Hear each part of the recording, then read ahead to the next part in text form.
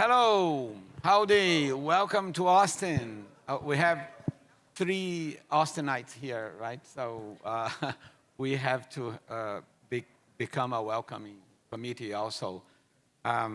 Welcome to the panel, Selective News Avoidance, Sustaining a Publication During a Time of Overwhelm.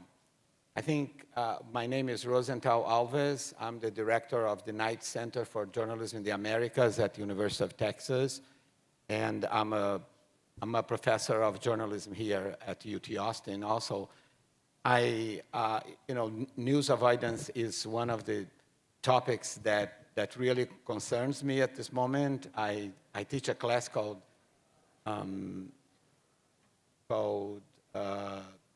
Media Innovation and Entrepreneurship. And one of the projects of one of my students this semester that impressed me the most was an idea of creating an app to filter out topics and stories that cause anxiety. And she was very concerned about that. And we have been talking a lot about news fatigue, and we have been seeing counselors saying you should not be having overdoses of news, etc. So this is a really important topic, and we have a great panel here. So without further ado, I'm going to introduce the panelists, starting with my colleague Talia Stroud, who is a colleague professor at the Moody College of Communication here, and she is the founder and the director of the Center for Media Engagement that has been studying, among many other things, this phenomenon. Then we're going to hear from Anita Lee. She is the founder and CEO of the Green Line in Toronto, and she has been dealing with this issue also.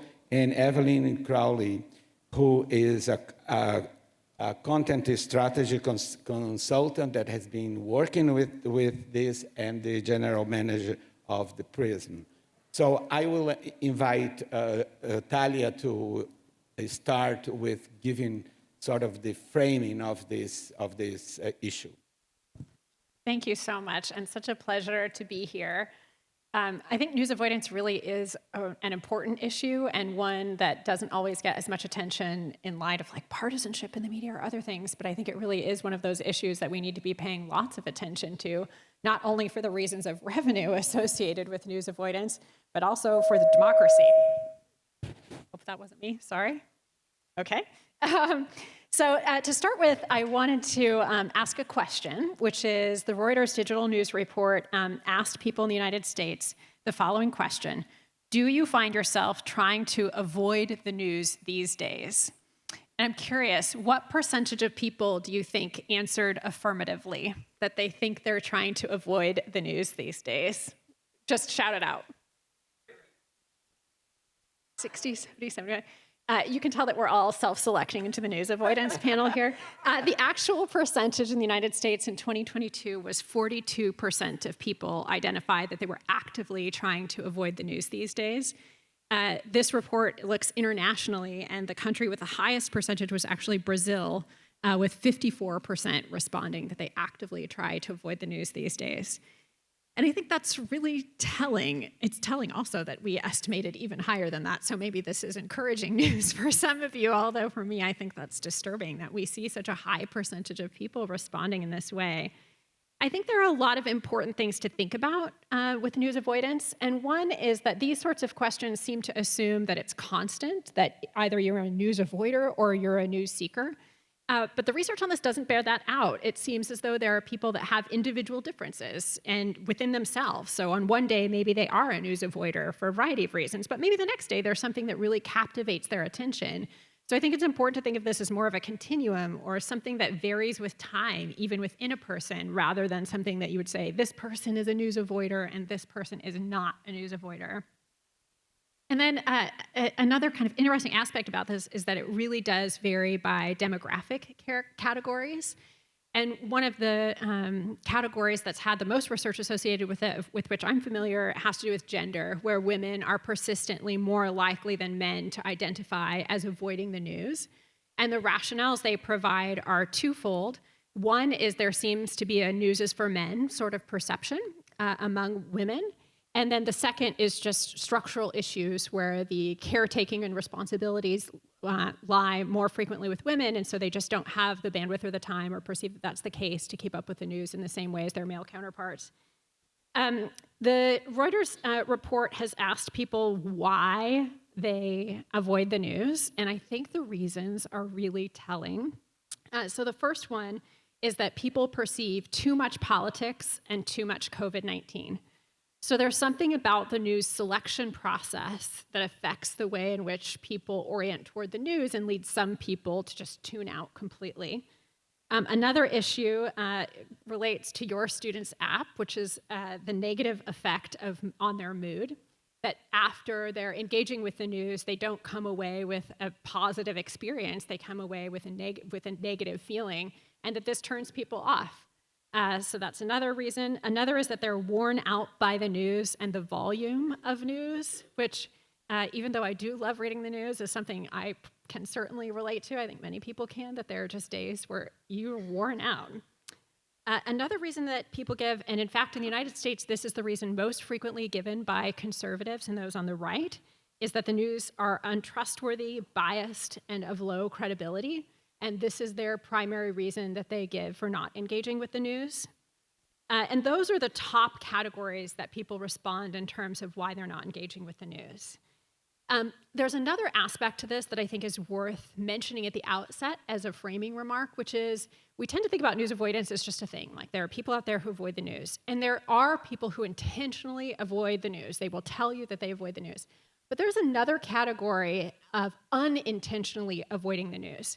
And you could think about this as if you're on social media and you never click on news content and the algorithm then deprioritizes news in your feed, then you are unintentionally in some ways avoiding the news. And there's been an uptick in people who say that the way they consume the news is the news finds them. So they're just expecting if the news is worth it, it will come to them, that they don't have to play an active role in seeking it. And I think those two trends of algorithms that learn from you at the same time as people are expecting news to come to them could work at cross purposes where people are in fact not getting the news that they would deem worthy because they haven't engaged with it. They're just kind of scrolling past it and like, oh, okay, I found it, on to the next thing. So I think that's really something worth mentioning. Now, solutions, and we'll hear a lot more about those in just a minute, but I'll say briefly that solutions that people have proposed for dealing with intentional news avoidance include solutions journalism, which is something that I think many people are familiar with now.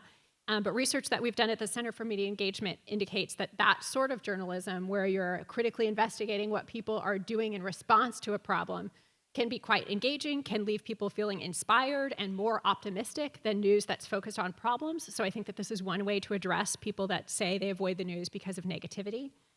The second is really figuring out how to establish trust. And at the Center for Media Engagement, this is a place we've been doing a lot of research. We've done a couple of reports now on what conservative and Republican audiences think of the news because persistently they perceive the news to be less trustworthy than their Democratic or liberal counterparts.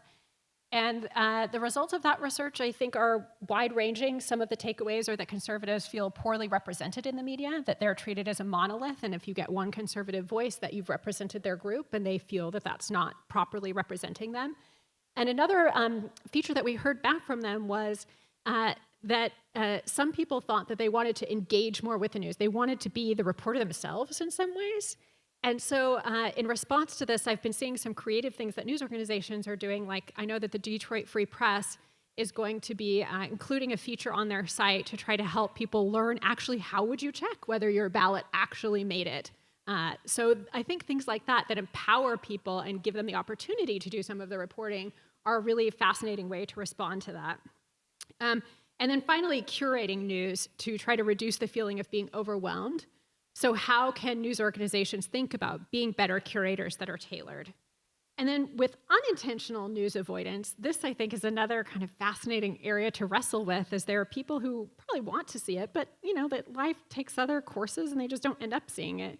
And I think here there's so much creativity about how can you put news in places that people end up encountering it where they would pay attention to it, but they might not seek it out themselves. And I think there's lots of exciting ways to think about how that can happen. So I hope those are useful framing comments. I'm really delighted to hear from my colleagues. Thank you so much. Thank you. I just want to mention, since you mentioned Brazil, and I'm from Brazil, I want to mention how also, I'm 70, and I've been a journalist since I was 16. I have never seen a time, even in our military dictatorships in Latin America that I covered, extensively, never seen a time where there were campaigns against journalism and against the media.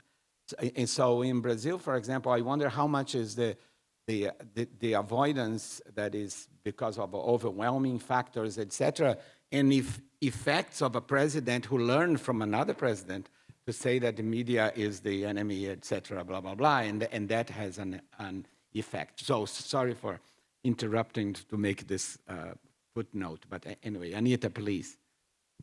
Thank you so much. And thank you so much to Talia for framing that so incredibly well. My name is Anita Lee, and I am the founder, CEO, and editor-in-chief of The Green Line, which is a hyperlocal independent outlet based in Toronto that's all about investigating the way we live to help young and other underserved Torontonians survive and thrive in a rapidly changing city. And I'll talk in just a moment, if we could just get the slides up, about how my outlet is dealing with news avoidance. And just for context, we launched in April 2022, so we are currently validating the model, but we're quite optimistic about what we're finding. So this is the Green Line. Our tagline is redefining Toronto through the way we live, and the idea behind that is every action that you take as an individual not only impacts and shapes who you are, it also shapes your immediate community, your city, your province, and your country. So we're really connecting to that idea of media as a pillar of democracy, and we're really trying to empower people, our readers, to take action on the issues that matter to them most. So, like I said, by investigating the way we live, we get to the root of the issues that impact Torontonians the most. And we collaborate with journalists and creators from the communities we report on. We serve to report on local issues that target the sources rather than the symptoms of the biggest problems facing our city. So I just wanted to speak briefly about our three target audiences. The two on the left-hand side are local, and the one on the right-hand side is non-local. Raccoons are a big thing in Toronto, if you're wondering. So the first audience is action-oriented young urbanites. So those are highly engaged Gen Zs and millennials who really want to take action on the issues that matter to them. I don't need to tell everybody in this room that over the past decade, a lot of the social movements that we've seen from Me Too to Black Lives Matter have been really driven by young people. The second audience is underserved Torontonians, and those are people who live, work, and play in highly populated areas of Toronto, but that are underserved by existing media. And then finally, the last audience are folks who are outside of Toronto who are interested in Toronto's cultural news. So this is a problem that we're trying to address, and news avoidance is a big issue for young folks, and I'll show stats about that in just a second. But a lot of them are feeling worn down by news that feeds them a constant stream of negativity. They tend to tune out because they're not the issues that are being covered are not reflective of their day-to-day, and it's not really helping them navigate their life. So they also oftentimes, in Canada, especially in this context, contrary to the States, youth are actually quite underserved, or young people are quite underserved by media. And oftentimes young people actually especially Toronto, which is the most American of cities, I find, they consume a lot of news that is not Canadian focused, and that's why we take a hyper-local approach. So they often feel ignored and frustrated by local journalism that hasn't evolved with the times. This is just a sampling of some statistics that show that Gen Zs and millennials are experiencing higher levels of anxiety and depression than ever before. They're experiencing things from mental health crises to housing crises to employment crises. So you can understand why they don't really want to engage with the news if there are no solutions that are being offered to them. So the way the Green Line attacks this issue of news avoidance is twofold. And I'll talk about the second in just a moment. But the first is what we call an attention funnel. So this is our way of engaging people and moving them along the funnel of attention. So at the very top of the funnel, we produce comedy, opinion pieces, behind the scenes content that is really lighter fare. And the second tier is service journalism. So that's how-to guides, how-to journalism for navigating life in the city. We've done things like on personal finance to just guides to, recently there was a mayoral election this past Monday. We did guides, we often do election guides. The next is original journalism. That's something that you might find in your metropolitan daily, except that we deconstruct it and tailor it to Instagram and TikTok. All of our short form news content is actually exclusive on Instagram. So if you look at the Green Line TO, you'll see we put a premium on a lot of multi-platform things like videos, audio, bullet point form text, et cetera. And then lastly, we have in-depth journalism. So that's long-form features and investigative news that reports on existing solutions to systemic problems facing the city. So this is some examples of what we've done. In the middle, we have a resident comedian. His name is Danish Anwar. We had the lowest voter turnout in history in Toronto, which was very alarming. And a lot of that had to do with the fact that there wasn't a lot of coverage or meaningful coverage about the election. So the idea is if somebody laughs at this, they might be, you know what, maybe I should check out this mayoral guide, this candidate's guide. And that's an example of original piece of journalism that we put together that looked at the track records of the 3 top mayoral candidates in the city. And then on the right-hand side, we took a bit of a different approach to election coverage. It wasn't your typical horse race coverage. Of course, we covered policy platforms, but we really wanted to get at what was more meaningful for young people in this day and age with the rise of YouTube and the rise of authentic kind of personas. We wanted to get a sense of what the mayoral candidates' characters were like. And so we asked some questions that kind of fleshed that out. That is our current mayor, John Tory, who actually won his 3rd term recently. This is the second part that's really essential to how we're addressing news avoidance. It's our action funnel or action journey. In a given month, the Green Line focuses on one systemic issue facing Torontonians, and we have 4 outputs across 4 weeks. So in week 1, we publish an explainer that impacts the systemic issue. Week 2, we publish an investigative or long-form feature that reports on existing solutions to the systemic problem. Week 3, we host an event that convenes the sources from the story, the reporter on the story, community members, members of the public, as well as industry leaders to discuss solutions to address the problem. And then finally, week 4, we publish an article that crowdsources solutions from that event. So it's not advocacy, but we're effectively reporting on the solutions that the community members develop themselves. And people are far more likely to take action on things that they've developed themselves. And the idea is that we're reflecting the solutions back to them so they can take action on them. But not only that, we are also taking those solutions, and those solutions are informing our ongoing editorial coverage. So it's basically a commitment to our readers that we're going to keep on this issue. And that also helps with news avoidance a lot because it engenders more trust with the Green Line brand.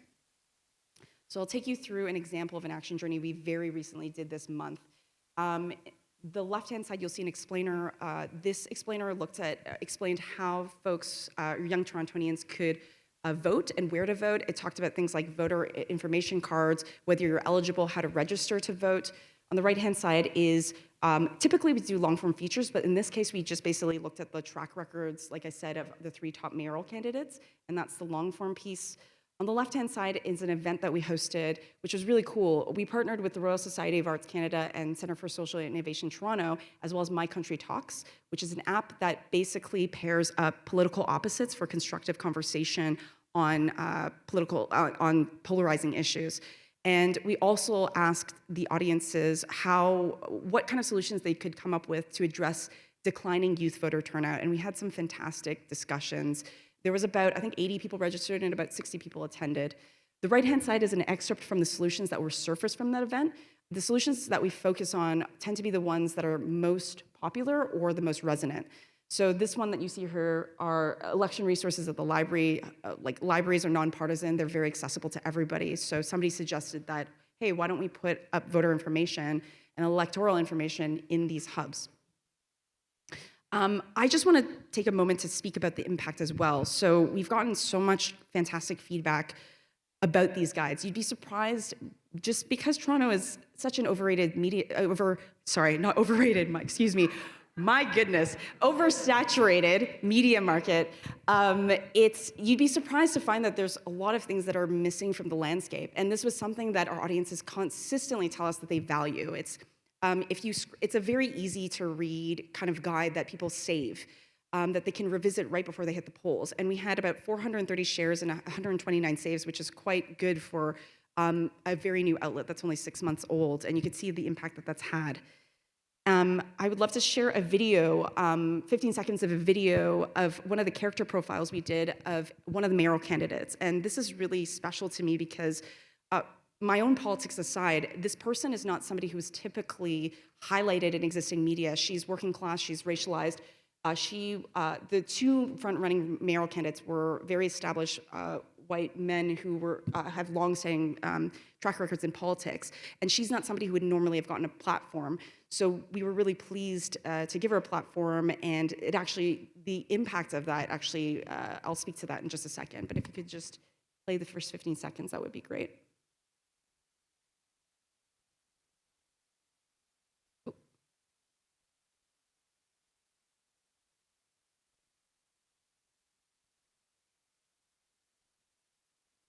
Can you play it from there?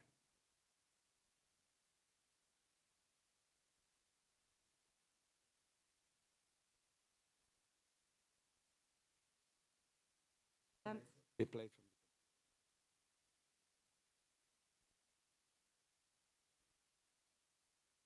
Just to give him a moment, I feel like I should be dancing for you guys, doing some sort of TikTok dance.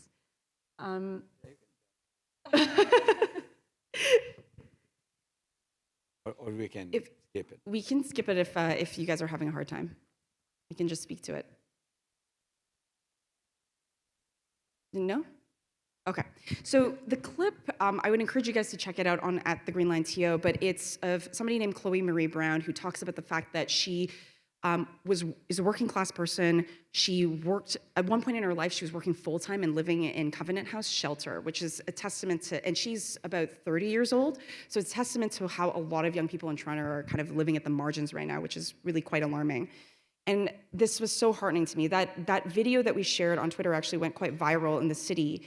And you can see here, the thing that I really want to point out is the fact that folks that were from those very communities that were underserved were saying, like, I've never voted before, but now I'm going to vote. And it's, like I said, politics aside, the mere fact that they're willing to vote when they never had before it's such a positive thing for our democracy, and it heartened me so much. And it's, there's a lot of people saying she's really one of us, this is so relatable. It's just about getting those folks who have been at the margins, who have not been the focus at the center of a lot of establishment media, just giving them a platform. So that's the Green Line. It's a modern Canadian outlet and call to action. And thank you so much for listening. Now, Evelyn. All right, I'm gonna sit down in the spirit of my publication that I'm representing, which is very laid back and chill. So I'm Evelyn Crowley. I'm a content strategist based in Austin, and I serve as the GM of a wellness newsletter called Prism. And Prism was founded in 2021 by an LA creative agency called Parallel, whose focus is on making wellness more accessible through a mix of startup investments, celebrity and brand partnerships, and content. And so they came to me because they really wanted to build a free media product that wasn't like any of the wellness content out there, which they felt like people were really burnt out on, which is to say, it wasn't going to be aspirational, it wasn't going to be transactional, it would feel more democratized, less intimidating, and ultimately all around more entertaining. So we got to work. And I just like this quote of, it's from one of the people that work on Prism, Jocelyn. She's a Parallel lead, and this was in a Neiman Lab profile on the newsletter. And it just kind of sums up what our content is not about. So what is our content about? We make newsletter packages called parcels. And each one centers on a different topic that's making waves in the wellness space and is helmed by an editor-at-large who's knowledgeable about that topic. So for example, the last parcel we did this summer was called Meat Issue, where we tried to decipher some of the conversations happening around sustainable meat and plant-based diets. And our editor at large was this great food journalist named Alicia Kennedy, who has her own newsletter. And these newsletters a parcel runs between 4 and 8 weeks in duration, and it is comprised of two emails a week. And these alternate between overviews, which are reported out pieces on a specific topic under the underarching theme of that parcel. So for example, 1 week for the meat issue, it was all about, is sustainable meat just like a squishy term, or like, can you ever feel not guilty if you want to eat a cheeseburger? And then our personal essays, which are the subjective side of all this, and they kind of tie loosely back to the themes. And here we really work with a range of different voices, and we've had some great ones, including Pulitzer Prize winner Mitchell S. Jackson, comedian Mitra Johari, and J.P. Brahmer from New York Magazine. So in terms of how Prism relates to news avoidance and content fatigue, I think there's 2 levels to it. You know, there's us speaking to the audience that is burnt out from wellness content itself and just feels like they want to know how to feel better, and the wellness content, if anything, isn't helping, and if anything, it's making them feel worse about themselves because it's exclusive or overwhelming, or just, you know, they feel priced out or they don't feel represented. And then I think the way we kind of benefit almost from news avoidance is that we are a port in the content storm. And as a health and wellness newsletter, we're not going to be where you go when you want, you know, to read up on climate change or the plunging stock market. But it's not that we're just not that, we're actually the antidote to that. And we're where you come to feel better after you've doom scrolled your way into a depression spiral, or just want to put your head in the sand and avoid the latest headlines altogether. And obviously we do this through our content, which is all about helping you get healthy and well, but we also do it with how we've designed our reader experience itself, which is meant to make you feel just, which is laid back and relaxed and meant to kind of impart that vibe on the reader. So we do this in 3 ways that all kind of come together to service this kind of mood that we're creating. First, we do it through our format. And in designing this product, we really zeroed in on how can we make this like extremely easy, extremely accessible for readers. So one way we did that was through the parcel format. It's self-contained. There's a clear start date. There's a clear end date. You know what you're getting into. You're not going to be, you know, have a fire hose of content coming at you for the rest of your life. And hopefully it can feel more manageable. Newsletter distribution, we come to you. You engage with our content when you want to. Diverse voices, as I mentioned before. We work with a lot of different writers, especially for our personal essays. And we know this goes kind of against the grain of the current newsletter strategy of building a media brand around a single personality, but we're okay with that. And it's because we really believe there's value in sharing lived experiences, and it really kind of underscores our ethos that there's not just like one way to feel better or be well. Evergreen, our content, you can sign up for a parcel today, you can sign up for a parcel 6 months from now, you're gonna get the same thing. Do it on your time, whenever you're ready. Modules, this is something obviously a lot of newsletters do, but it just makes, breaks up the copy, makes it feel more accessible, snackable, you know. And then the mix of fact-based and feelings-based content that is the personal essays and the overviews and the juxtaposition there, we really feel like that kind of helps, also comes back to news fatigue, and it's just a more thoughtful way into these topics than a lot of media monoliths with their knee-jerk reactions and their, you know, 24/7 news cycles.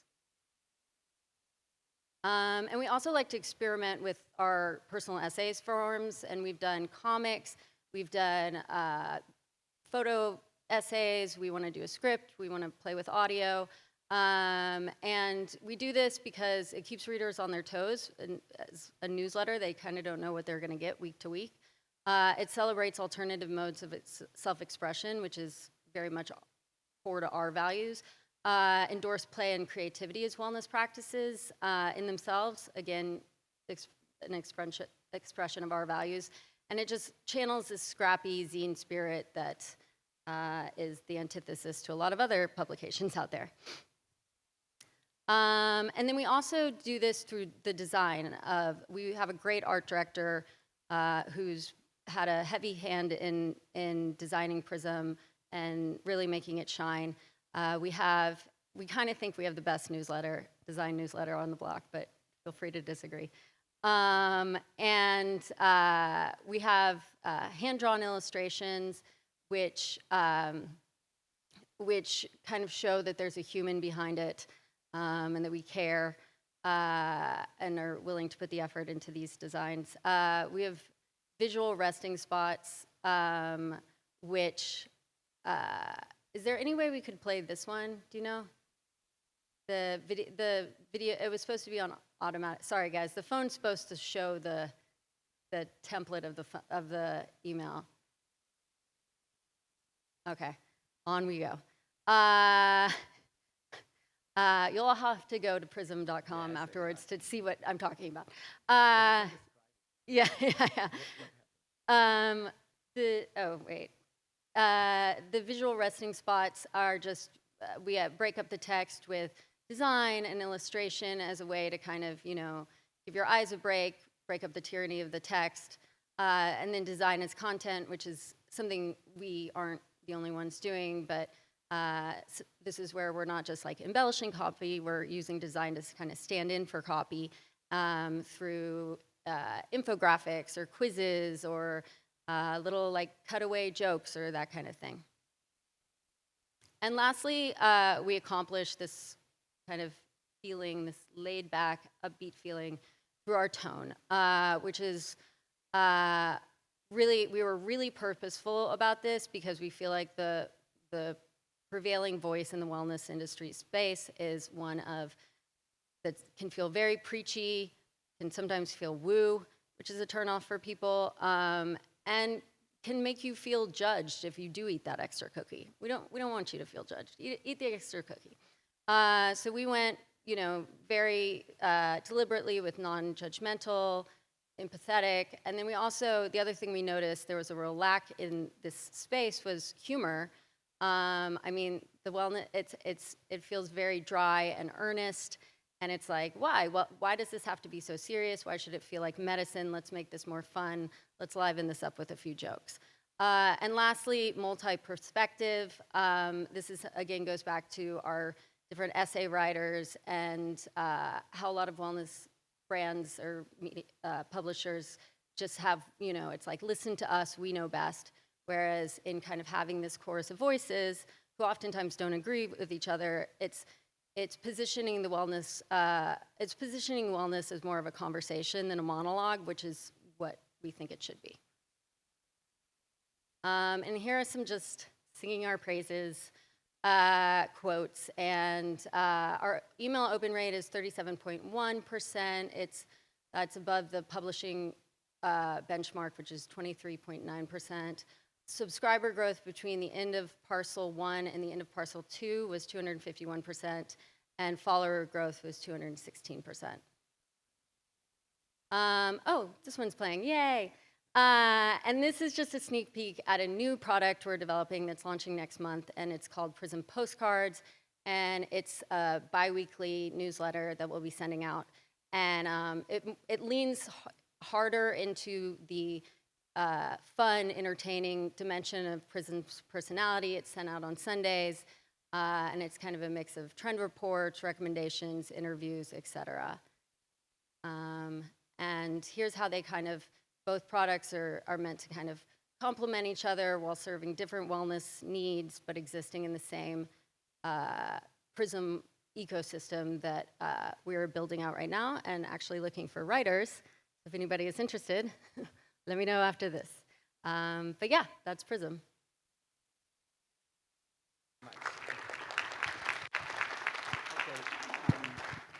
We have a couple of questions here, but if anyone wants to ask questions, you can approach.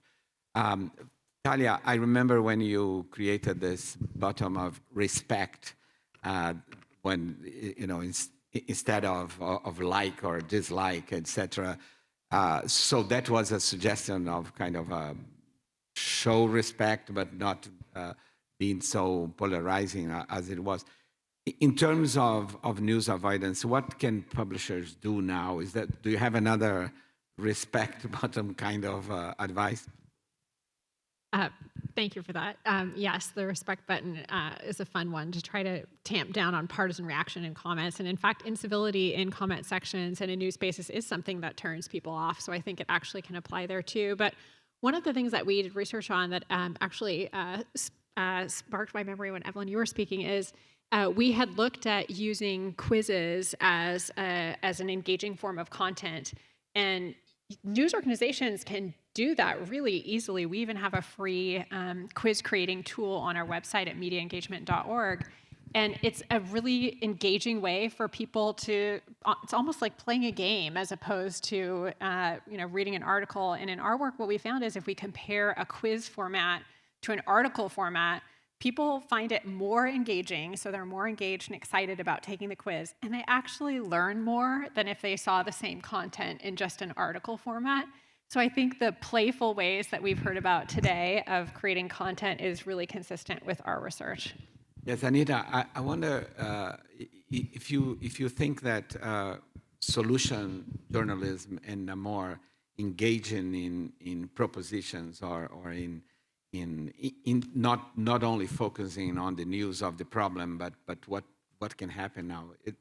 Do you like the solution or constructive journalism movement? Yeah, I mean, it's one part of the action journey cycle that we created, and I don't think solutions journalism alone is going to address news avoidance. We actually really wanted to create an ecosystem where, like, we didn't just feel like a purveyor of news, but we're actually a community institution that's part of the fabric of the community. And I think that's actually, to me, news avoidance is also a part of, it's intrinsically tied to a lack of trust with news media. And young people are really turning away from the news. So for us, it's not just the solutions, which is the second part, it's also the explainer, it's the event, which is actually really critical because in-person convening is just like, people are really wanting it after the pandemic. And then also the solutions article. So it's just a cycle that we build in that's an ongoing basis. Yeah, Evelyn, I spent many years saying that we would move from the mass media era to a mass of media era. And I think that, your operation or Anita's show that there is much more diversity of formats, right? And so maybe news avoidance can be avoided by creating new things, new kinds of media. Do you agree with that? Yeah, for sure. I mean, it's funny. It's like the serpent eating its tail. Media to help you avoid media. Yes. But with other clients as well, it's, there's just so many opportunities to create content and in such niche specific ways. And I think depending on how you feel about what's happening and all these kind of shifts with journalism, it can feel really fun or it cannot. I find it fun. Yeah, I think it's more. I mean, it's kind of easier for niche publications than for the general news on how to avoid the real world that has been very depressing. I can tell you as a news junkie, right? So the other point that I want to make is transparency, because journalists have been very aggressive in demanding transparency, but they are not transparent about their. Do you have any comments about that need of we explaining what we do? Because also we take for granted that they know what we do, and they sometimes don't, and they get anger because they don't know what we do. I can speak to this just because Prism's ultimately a brand publication. We're not tied to a media organization. We're funded by a small firm. And so it's very important for us to represent ourselves as an independent editorial operation that is separate from Parallel. We aren't servicing any of their business goals, other than maybe, getting like a product they made out into the world. But this was really something they wanted to make, and it felt important to do, and laddered back up to their thesis. And it's something that, I think that we talk a lot about, and we're very deliberate about, like, the involvement of any people on the Parallel staff, just because we want to keep church and state pretty separate. I'll take a stab at that. So we're very transparent about our values as an independent media outlet. And I find, just based on survey responses and just the general kind of tenor of the way people have talked about news among young people in particular in my city, is that they're somewhat suspicious or exhausted with corporatized media. Canada has a very consolidated media ecosystem. And one of the things that we constantly get told by our audiences is that they like the fact that we're independent and we're transparent about our funding, we're transparent about our editorial processes, and we engage our audiences in that. So I think that's also a way of addressing news avoidance. It's almost a form of media literacy that we're also conducting and just sharing with our audience. And we have done some research looking at transparency initiatives to try to understand how audiences respond. And there's a whole range of things that you can do to boost transparency, whether it's including author bios and giving details about the journalists and reporters that authored the content, all the way to including like references and citations, or including something where you're actually explaining, here's how we came to this article that you're reading now. These are the sources we reached out to. This is why we chose this article over others, and kind of being really transparent and blunt about it. And we've done a whole bunch of different projects on that. And I would say that the biggest takeaway in my mind is that doing small things in this space doesn't do very much. So if on your site you add author bios, the probability that people will even notice that that was a change is actually really small. So if you have an existing outlet and are trying to increase transparency in order to increase trust, I think that the takeaway is you have to do a bigger, bolder thing so that your audience even notices that you tried to do something. A lot of the studies that we did, people did not even notice it. So I think it has to be bold. A small nudgy thing won't do it. I wonder if anybody has any question. Yes, please. Go ahead. Hi. There's a mic there. Yeah. But yeah, we can hear you. So I have a question about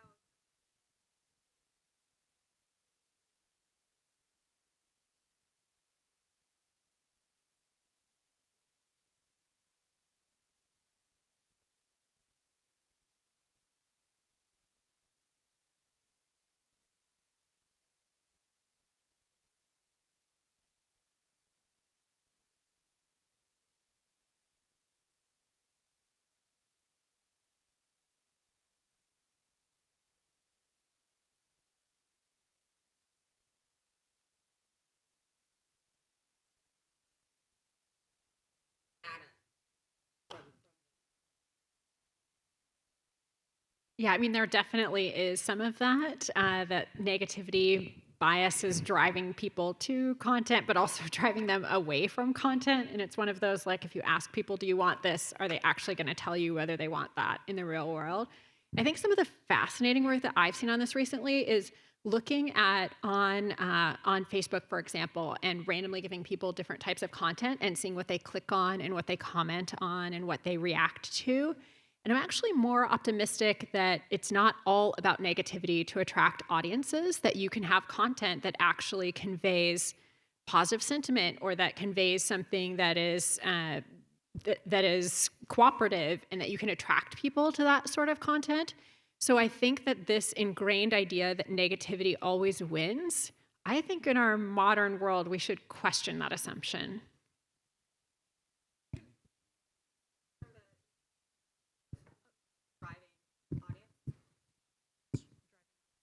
What? whether there's any conflict between certain people. Yes. Well, I used to be part of a lot of venture-backed media outlets that were like, conflicts was kind of queen or king because of the fact that you drove page views. But because our funding, our goal is to become largely like majority member funded, it kind of enables us to cultivate an audience of paying members that are not prioritizing conflict, if that makes sense. So I tend to find that you can actually couch conflict within solutions. Like that's actually in a lot of ways why we do the explainer and the long form piece, because the explainer is like the short thing that's like, okay, yes, this is the pandemic. There was a lot of terrible things that happened. People died. There was 5 waves. It was horrible, or but then the long form feature is much more robust and it's solutions focused. So it's kind of like saying, yes, of course we have to acknowledge the conflict, but let's focus on what we can do. And I think that feels so much better when somebody can feel like, this is stressful, but whenever you take an action towards doing something, even in your own life, it feels a lot better. It's like soothing. A couple of minutes, so let's have a last question. This is for Anita also. Anita, I'm Benita Gooch with the Community Voice. I think we interacted Yes, somewhere Anita, during so the good to see pandemic. you. Yes. Anyway, you really did a lot of explaining your process for your one target group, your young people. Yeah. Is it the same for your underserved group and for, I call them your expats, the people who don't live there or maybe might want to connect back to your city? Yeah. So how is that process different for the other 2 groups? That's such a great question. So I actually see the first two audiences as very tied, the young people and the underserved. I actually consider myself part of the action-oriented young urbanites, and I see my parents, I'm a child of immigrants, as underserved. So I grew up in a very working class area of Toronto. It's a suburb of 700,000, highly racialized, very, like I said, low income. I often feel like those two are integrated. A lot of young people are having more and more conversations with their parents about political engagement or the news. And in some ways, when we engage that first audience, they're going to bring along the second. And these young folks are also they fit into the second category as well, because they grew up in these underserved communities, but they're upwardly mobile, more educated, they're empowered, they know how to take action. And so to me, it's kind of like, this is why we're trying to build a network of community, if that makes sense. So the process isn't that different. In fact, we find that if we engage the young people well enough, and we talk about issues that are relevant to them and their parents, they're going to bring their parents along. And in fact, I'd love for you folks to check out our Instagram. We have a series called The Checkout, which actually looks at small businesses that are run by new immigrants oftentimes. And these are folks who are our uncles and our parents. And it's kind of an interesting framing, because this is why we place a premium on design, because it's a very friendly kind of elevated way to cover somebody who wouldn't normally be covered in that way. And so, yeah, it's just, I feel like those two audiences are very integrated. So I see them as one and the same, if that makes sense. All right, so I think we came to an end. So we have all these solutions now. Everything is solved. So thank you very much for being here, and thank you for the great panel.